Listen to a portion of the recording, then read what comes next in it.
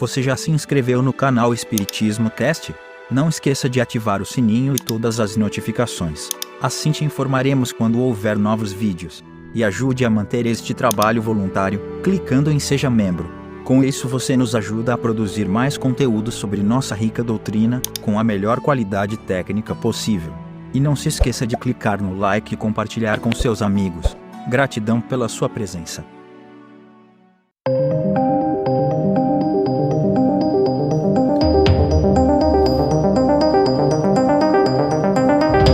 Olá meus amigos e minhas amigas, como é que vocês estão? Sejam bem-vindos a mais um episódio onde estudamos o livro O Céu e o Inferno, ou A Justiça Divina segundo o Espiritismo. Eu estou muito feliz hoje porque nós estamos começando um capítulo chamado, é o capítulo 2 da segunda parte, chamado Espíritos Felizes. Para mim é o que mais me chamou a atenção quando eu tive contato com essa obra, porque a partir de agora a gente começa a ter o depoimento dos espíritos e foram catalogados pelo Kardec de acordo com seu grau de evolução moral. Então a gente começa com os mais felizes. Olha só que interessante aqui, ó. Nós vamos ver todos esses Sanson, Jobard, Samuel Felipe, Van Durst, tem muita gente, né?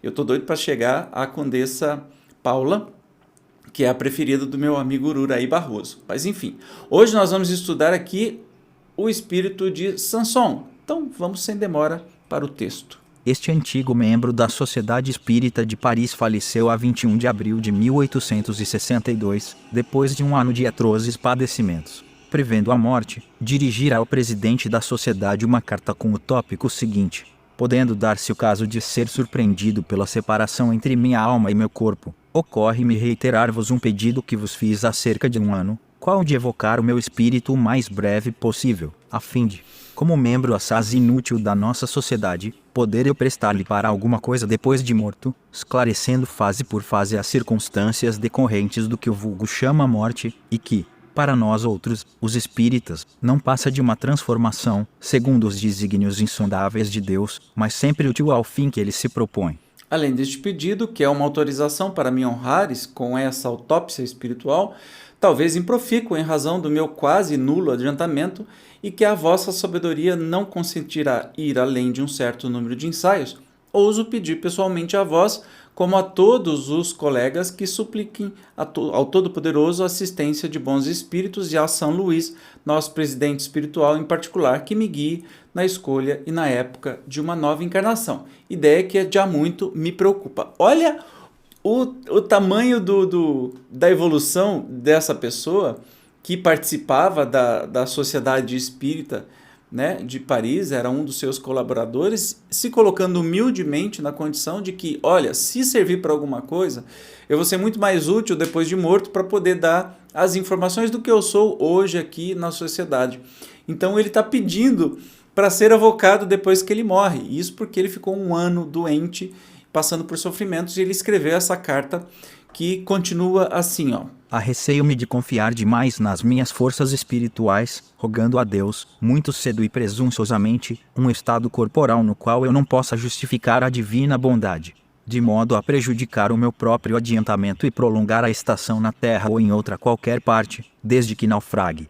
Para satisfazer-lhe o desejo, evocando o mais breve possível após o seu falecimento, dirigimo-nos com alguns membros da sociedade à Câmara Mortuária, onde, em presença do seu corpo, se passou o seguinte colóquio, precedendo uma hora o respectivo enterro.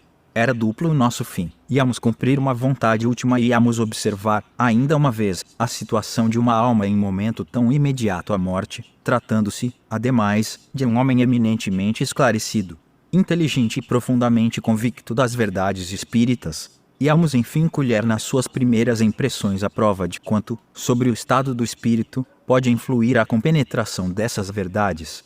E não nos iludimos na expectativa, porquanto o Sr. Sanson descreveu, plenamente lúcido, o instante da transição, vendo-se morrer e renascer, o que é uma circunstância pouco comum e só devida à elevação do seu espírito. Olha que interessante.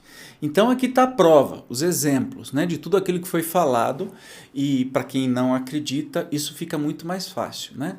Então, o Sr. Sanson morreu, e uma hora depois de ter ocorrido a morte, eles foram no velório, fazer a evocação ao lado do seu corpo. Então, instantaneamente, pode-se dizer. Não demorou dias, não. Foi enquanto o seu corpo estava ali. Então, vamos ver aqui, olha. Em 23 de abril de 1862, na Câmara Mortuária teve a evocação. E o Sanson responde: atendo ao vosso chamado para cumprir a minha promessa. Ai, gente, isso me arrepia. Então a pergunta: meu caro senhor Sanson, cumprindo um dever com satisfação, vos evocamos o mais cedo possível depois da vossa morte, como era do vosso desejo. É uma graça especial que Deus me concede para que possa manifestar-me. Agradeço a vossa boa vontade, porém, sou tão fraco que tremo. Ah, que coisa linda, gente. Fostes tão sofredor que podemos, penso eu, perguntar como vos achais agora. Sentis ainda as vossas dores? Comparando a situação de hoje com a de 2 dias atrás, que sensações experimentais? Lembra que ele passou por um ano de sofrimentos terríveis com a doença que o levou à morte, né? E a resposta dele? A minha situação é bem ditosa. Acho-me regenerado, renovado, como se diz entre vós, nada mais sentindo das antigas dores. A passagem da vida terrena para a dos espíritos deixou-me de começo num estado incompreensível, porque ficamos algumas vezes muitos dias privados de lucidez. Eu havia feito, no entanto, um pedido a Deus para permitir-me falar aos que estimo, e Deus ouviu-me. Ah, que lindo, gente! Então, já imediatamente ele se sente recuperado e sem dores, né? Então, a pergunta: ao fim de que tempo recobrastes a lucidez das ideias? Ao fim de 8 horas. Deus, repito, deu-me uma prova de sua bondade, maior que o meu merecimento, e eu não sei como agradecer-lhe. Então ele passou por um momento de confusão e ao fim de 8 horas ele recobrou aí todas as suas faculdades. Estais bem certo de não pertencerdes mais ao nosso mundo? No caso afirmativo, como você comprova isso? Ou certamente não sou mais desse mundo, porém, estarei sempre ao vosso lado para vos proteger e sustentar, a fim de pregardes a caridade e a abnegação, que foram os guias da minha vida. Depois, ensinarei a verdadeira fé, a fé espírita, que deve elevar a crença do bom e do justo. Estou forte, robusto, em uma palavra, transformado. Em mim não reconhecereis mais o velho enfermo que tudo devia esquecer, fugindo de todo prazer e alegria. Eu sou espírito e a minha pátria é o espaço, o meu futuro é Deus, que reina na imensidade. Desejar poder falar a meus filhos, ensinar-lhes aquilo mesmo que sempre desdenharam acreditar. Que coisa mais linda, gente, não é emocionante? Que efeito vos causa o vosso corpo aqui ao lado, já que ele estava sendo evocado do lado do corpo dele? Meu corpo pobre, mísero despojo, volve ao pó, enquanto eu guardo a lembrança de todos que me estimaram. Vejo essa pobre carne decomposta, morada que foi do meu espírito, provação de tantos anos. Obrigado, mísero corpo, pois que purificaste o meu espírito. O meu sofrimento, 10 vezes bendito, deu-me um lugar bem meritório, por isso que tão depressa posso comunicar-me convosco. Gente, que incrível isso! O nível da compreensão, por isso que é um espírito feliz, o nível de compreensão que ele tem do momento, do corpo, da separação entre o corpo como uma veste, quer dizer, nenhuma confusão, ele recobrou os sentidos rapidamente e muito claramente deu essas comunicações. Conservastes as ideias até o teu último instante? Sim, o meu espírito conservou as suas faculdades, e quando eu já não mais via, pressentia, toda a minha existência se desdobrou na memória e o meu último pensamento, a última prece, foi para que pudesse comunicar-me convosco. Como o faço agora, em seguida pedi a Deus que vos protegesse, para que o sonho da minha vida se completasse. Gente, ele estava consciente o tempo todo até o último instante da morte e tem aquele déjà vu, né, que você vê a sua vida inteira passar num relâmpago assim. Tivestes consciência do momento em que o corpo exalou o derradeiro suspiro? O que se passou convosco nesse momento? Que sensação experimentastes? Parte-se a vida e a vista, ou antes, a vista do espírito se extingue, encontra-se o vácuo, o ignoto, e arrastada por não sei que poder, encontra-se a gente num mundo de alegria e grandeza. Eu não sentia, nada compreendia e, no entanto, uma felicidade inefável me extasiava de gozo, livre do peso das dores. Que legal! Tem de ciência, tem conhecimento do que pretendo ler sobre a vossa campa? Aí tem uma observação do Kardec. apenas pronunciadas as primeiras palavras sobre o assunto, o espírito respondeu sem que eu terminasse.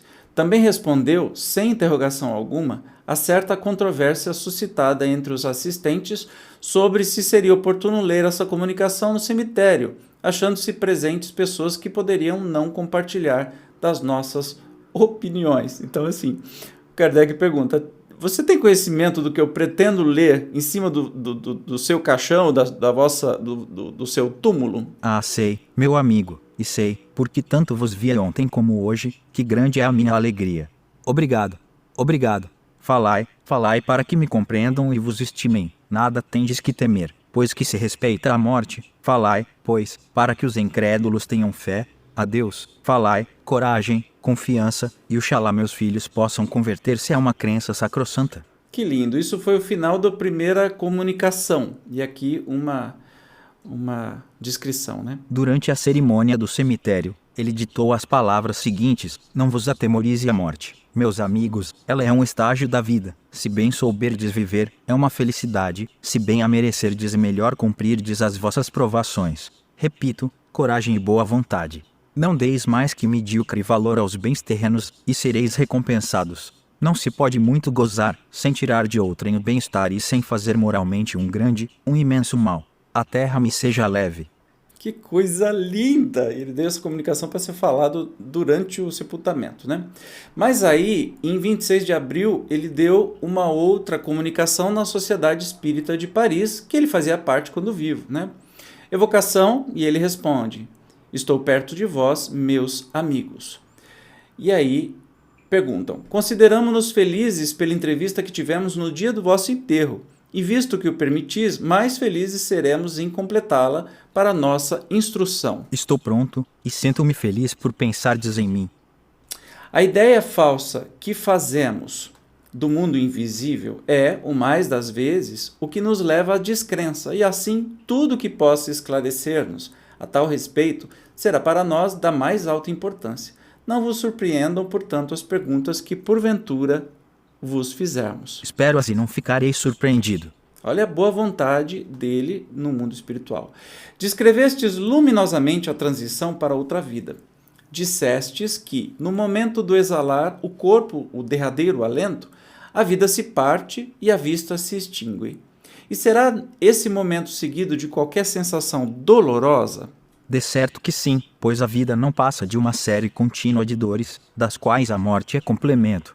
Daí uma ruptura violenta, como se o espírito houvesse de fazer um esforço sobre-humano para escapar-se do seu invólucro, esforço que absorve todo o ser, fazendo-lhe perder o conhecimento do seu destino. E Kardec vem falar, né? Este caso não é geral, pois a experiência prova que muitos espíritos perdem a consciência antes de morrer, assim como nos que atingiram certo grau de desmaterialização, o desprendimento se opera sem esforço. Mas aí continuam as perguntas. Sabeis se há espíritos para os quais o momento extremo seja mais penoso? Será ele mais doloroso ao materialista, por exemplo? Isso é certo, porque o espírito preparado tem já esquecido o sofrimento, ou, antes, habituou-se com ele e a calma com que encara a morte o impede de sofrer duplamente, prevendo que por ela o aguarda. O sofrimento moral é mais forte e a sua ausência, por ocasião da morte, é por si só um grande alívio.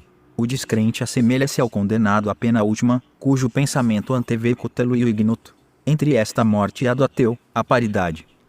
Haverá materialistas bastante endurecidos para julgarem nesse momento que vão ser arremessados ao nada? Sim, eles acreditam no nada até a última hora, mas, no momento da separação, o espírito recua, a dúvida empolga e tortura, pergunta-se a si mesmo o que vai ser, quer algo aprender e nada pode. O desprendimento não pode completar-se sem esta impressão. Então, o materialista que não acredita em muita coisa, né? Nessa hora, começa a acreditar. Aí tem uma observação do Kardec. Em outras circunstâncias, um espírito fez-nos a seguinte descrição da morte do incrédulo. Experimentam nos últimos instantes as angústias desses pesadelos terríveis em que se veem em escarpas de abismos prestes a tragá-los. Querem fugir e não podem, procuram agarrar-se a qualquer coisa, mas não encontram apoio e sentem precipitar-se. Querem clamar, gritar e nem sequer um som podem articular, então vemo-los contorcerem-se, crispar as mãos, dar gritos sufocados. outros tantos sintomas do pesadelo de que são vítimas. No pesadelo ordinário, do sonho, o despertar tira-vos a inquietação e aliviados sois pela compreensão de que os sonháveis, pesadelo da morte prolonga-se muita vez por longo tempo, por anos mesmo. E o que torna a sensação ainda mais penosa para o espírito são as trevas em que se encontra imerso. Então lembra, como é que você quer que seja a sua passagem? Que seja uma passagem tranquila? Basta você acreditar, fé raciocinada, ter uma vida desapegada, né? Dissestes que por ocasião de expirar nada vieis, porém pressentieis. Compreende-se que nada vieis corporalmente, mas o que pressentieis antes da extinção seria já a claridade do mundo dos espíritos. Você entendeu a pergunta, né? Então, que ele disse que no momento da morte, ele já não enxergava mais, mas pressentia. Então, eles estão perguntando, esse pressentimento é com a alma? Foi o que eu disse precedentemente, o instante da morte dá clarividência ao espírito. Os olhos não veem, porém o espírito, que possui uma vista bem mais profunda, descobre instantaneamente um mundo desconhecido, e a verdade, brilhando de súbito, lhe dá momentaneamente imensa alegria ou funda mágoa, conforme o estado de consciência e a lembrança de vida passada. E Kardec observa que trata-se do instante que precede a morte ou antes daquele em que se perde a consciência, o que explica a palavra momentaneamente, pois as impressões agradáveis ou penosas, quaisquer que sejam, sobrevivem ao despertar. E mais uma pergunta. Podeis dizer-nos o que vos impressionou, o que vistes no momento em que os vossos olhos se abriram para a luz? Podeis descrever-nos, se é possível, o aspecto das coisas que vos depararam? Quando pude voltar a mim e ver o que tinha diante dos olhos, fiquei como que ofuscado, sem poder compreender, porquanto a lucidez não volta repentinamente. Deus, porém, que me deu uma prova exuberante da sua bondade, permitiu-me recuperasse as faculdades, e foi então que me vi cercado de numerosos, bons e fiéis amigos. Todos os espíritos protetores que nos assistem, rodeavam-me sorrindo, uma alegria sem par irradiava-lhes do semblante. Também eu, forte e animado, podia sem esforço percorrer os espaços. O que eu vi não tem nome na linguagem dos homens. Voltarei depois para falar-vos mais amplamente das minhas venturas, sem ultrapassar, já se vê, o limite traçado por Deus. Sabei que a felicidade, como vós outros a compreendeis, não passa de uma ficção. Viveis sabiamente, santamente, pela caridade e pelo amor, e tereis feito jus às impressões e delícias que o maior dos poetas não saberia descrever. E Kardec observa, os contos de fadas estão cheios de coisas absurdas, mas quem sabe se não contém, de alguma sorte e em parte, algo do que se passa no mundo dos espíritos. A descrição do Sr. Sanson lembra como que um homem adormecido numa choupana despertando em palácio esplêndido e rodeado de uma corte brilhante. Então, a felicidade, né, da pessoa acordar com um monte de amigos, os espíritos protetores, todo mundo feliz, recepcionando. Olha isso, gente. Olha isso. Que maravilha. Debaixo de que aspecto se vos apresentaram os espíritos? Sobre a forma humana? Sim, meu caro amigo. Os espíritos nos ensinam aí na Terra, que conservam no outro mundo a mesma forma que lhes serviu de envoltório, e é a verdade.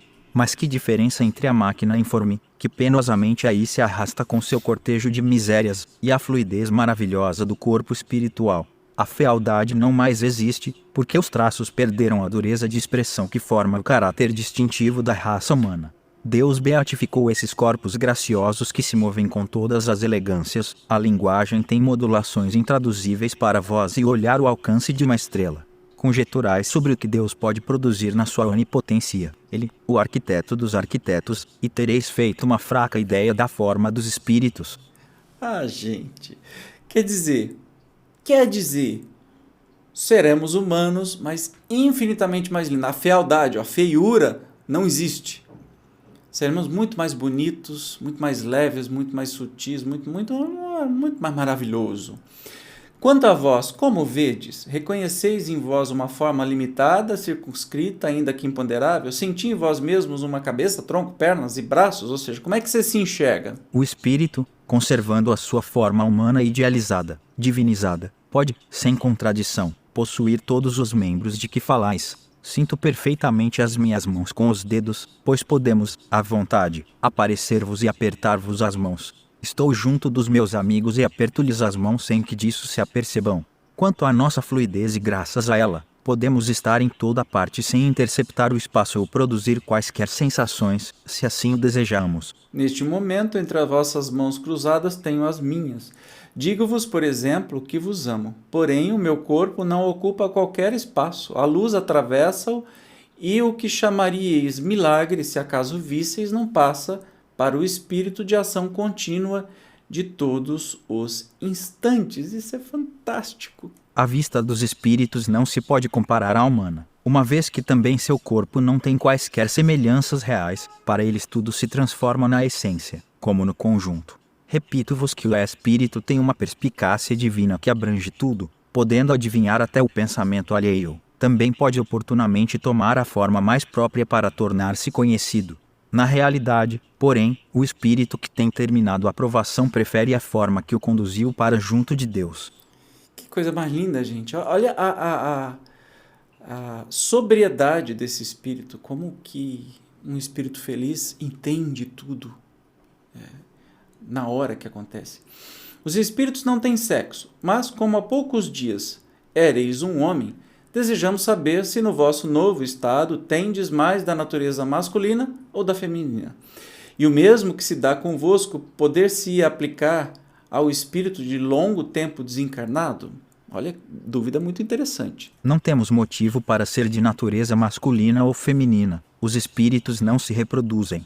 Deus criou-os como quis, e tendo segundo seus maravilhosos desígnios de dar-lhes a encarnação sobre a terra, subordinou-os aí às leis de reprodução das espécies, caracterizada pela junção dos sexos. Mas vós deveis senti-lo, sem mais explicação, que os espíritos não podem ter sexo.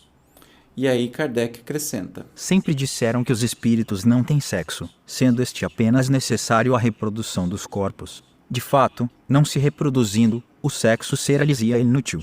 A nossa pergunta não visava confirmar o fato, mas saber, visto que o Sr. Sanson desencarnara recentemente, as impressões que guardava do seu estado terreno. Os espíritos puros compreendem perfeitamente a sua natureza. Porém, entre os inferiores, não desmaterializados, muitos aqui se acreditam encarnados sobre a terra, com as mesmas paixões e desejos. Assim, pensam eles que são ainda os mesmos que foram, isto é, homem ou mulher, havendo quem por esta razão suponha ter realmente um sexo. As contradições a tal respeito são oriundas da graduação de adiantamento dos espíritos que se manifestam, sendo o erro menos deles que de quem os interroga sem se dar ao trabalho de aprofundar as questões. Muito, muito, muito interessante, né? Especialmente nos dias de hoje, que a gente está entendendo muito mais sobre os transexuais, os transgêneros, os intersexos e etc e tal, no mundo dos espíritos. Somos todos os espíritos e acabam todas essas confusões. Quanto mais confusões que eu digo assim, de identidade e de desejo, etc. Lembrando que espíritos felizes sabem disso. Os infelizes, a gente vai ver ao longo deste estudo que o buraco é mais embaixo, né? Se sentem ainda homens, mulheres, se sentem dependentes do sexo e procuram, enfim, e por aí vai. Que tal se vos afigura a seção? O seu aspecto é o mesmo de quando eres vivo? As pessoas guardam para vós a mesma aparência? Será tudo tão claro e distinto como outrora? Muito mais claro, porquanto posso ler o pensamento de todos vós, sentindo-me igualmente feliz pela benéfica impressão que me causa a boa vontade de todos os espíritos congregados. Desejo que o mesmo critério se faça sentir não só em Paris, mas na França inteira, onde grupos aqui se desligam, invejando-se reciprocamente, dominados por espíritos turbulentos que se comprazem na discórdia, quando o espiritismo deve incutir o esquecimento completo e absoluto do eu. Ele já estava aí de olho nas outras sociedades espíritas da França inteira, que tinha aí guerrinhas e tudo mais, ou seja, a compreensão que ele teve depois de desencarnado é algo assustador.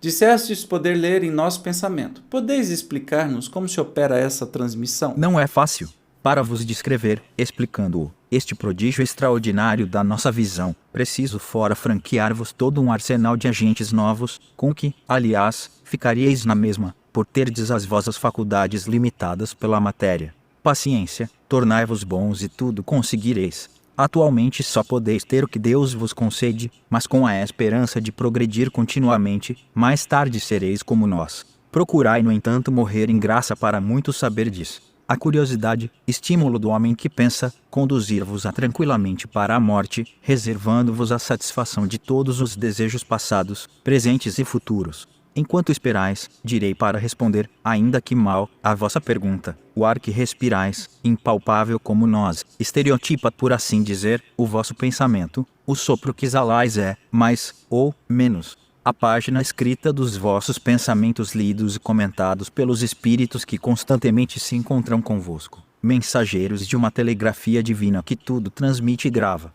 Não tem jeito da gente saber, né? Como é que se lê esses pensamentos, ele não conseguiria nem descrever isso.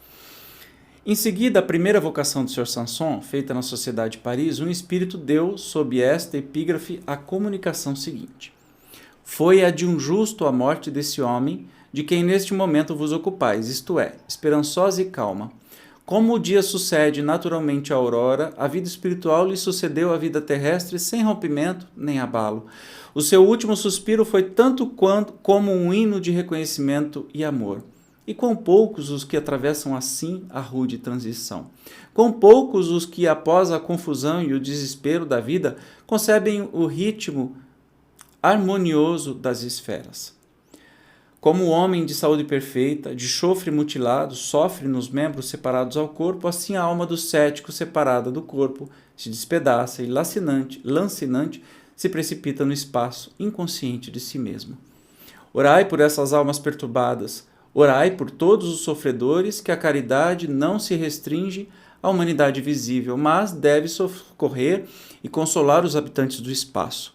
Disso tivestes a prova evidente na súbita conversão desse espírito, tocado pelas preces espíritas, sobre o túmulo do homem de bem que vindes interrogar e que deseja fazer-vos progredir no bom caminho. O amor não tem limites, enche o espaço e dá e recebe mutuamente as suas divinas consolações. Também o mar se desenrola numa perspectiva infinita, cujo espetáculo deslumbra o espírito, parecendo-lhe confundir o mar no seu limite com os céus. São duas grandezas que se extremam. Pois bem, assim é o amor, mais profundo que as ondas, mais infinito que o espaço, a todos vós, encarnados e desencarnados, deve unir na santa comunhão da caridade, fusão sublime do finito e do eterno. E assinou como Georges. Alusão ao espírito Bernard, que se manifestou espontaneamente no dia das exéquias do Sr. Sanson. Então, essa comunicação linda vem finalizar aí este primeiro espírito feliz que a gente está estudando. Maravilha? No próximo nós vamos conhecer a história de Jobard, que foi diretor do Museu da Indústria de Bruxelas, nascido em Alto Marne, falecido em Bruxelas de apoplexia fulminante em 1861, com 69 anos. E ele era presidente honorário da Sociedade Espírita de Paris. Então eu te espero, porque a partir de agora a coisa fica deliciosa. Os espíritos vêm nos contar tudo o que acontece do outro lado. Eu te espero, até o próximo encontro. Tchau!